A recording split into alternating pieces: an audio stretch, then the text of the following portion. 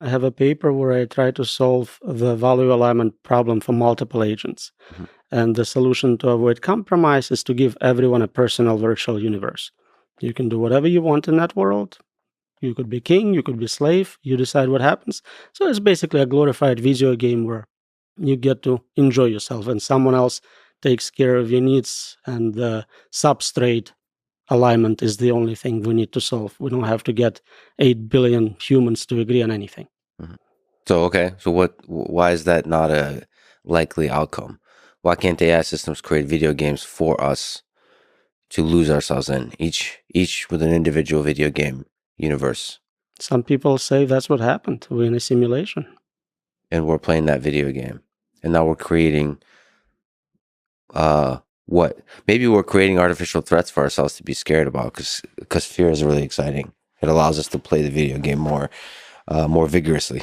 And some people choose to play on a more difficult level with more constraints.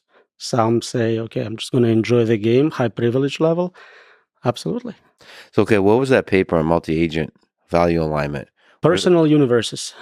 Personal universes. So, wait, so that's one of the possible outcomes. But what in general is the idea of the paper? So it's looking at multiple agents that are human AI, like a hybrid system where there's humans and AIs, or is it looking at humans or just So this is, intelligent agents? in order to solve value alignment problem, I'm trying to formalize it a little better. Usually we're talking about getting AIs to do what we want, which is not well defined. Are we talking about creator of a system, owner of that AI, humanity as a whole?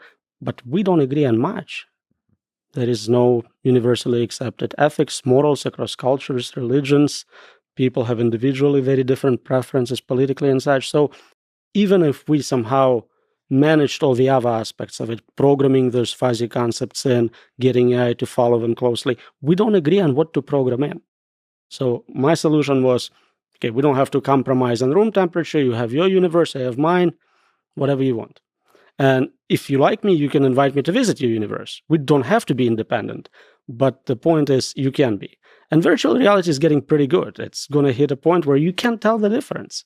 And if you can't tell if it's real or not, well, what's the difference? So basically, give up on value alignment, create an entire, it's like the multiverse theory. It's just create an entire universe for you where your values. You still have to align with that individual. They have to be happy in that simulation. But it's a much easier problem to align with one agent versus 8 billion agents plus animals, aliens. So you convert the multi-agent problem into a single agent problem. I'm trying Basically. to do that, yeah. Okay. Is there any way to, okay, that's giving up on the on the value alignment problem. Well, is there any way to solve the value alignment problem where there's a bunch of humans, multiple humans, tens of humans, or 8 billion humans that have very different set of values? It seems contradictory. I haven't seen anyone explain what it means outside of kind of words which pack a lot, make it good, make it desirable, make it something they don't regret. But how do you specifically formalize those notions? How do you program them in? I haven't seen anyone make progress on that so far. But isn't that the whole optimization journey that we're doing as a human civilization? We're looking at geopolitics. Nations are in a state of anarchy with each other. They start wars, there's conflict, and oftentimes they have very different views of what is good and what is evil.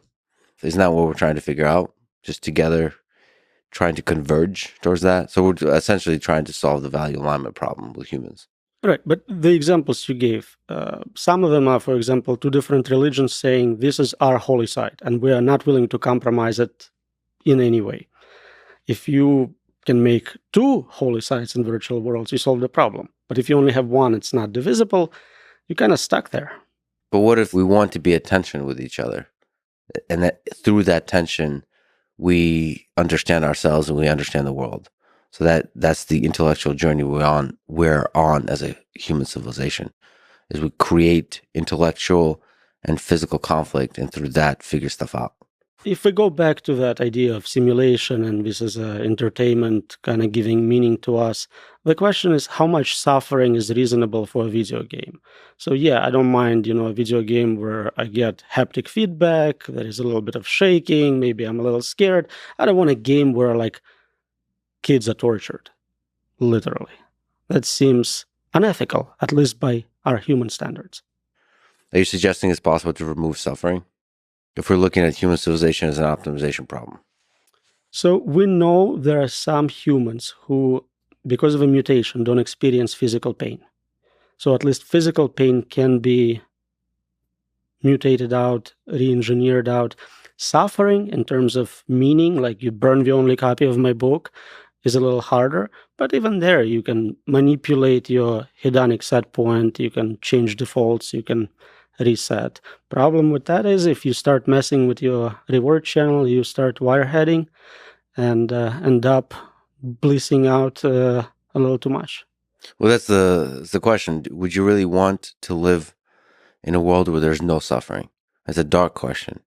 But is there some level of suffering that reminds us of what this is all for? I think we need that, but I would change the overall range. So right now it's negative infinity to kind of positive infinity, pain, pleasure axis. I would make it like 0 to positive infinity, and being unhappy is like, I'm close to 0.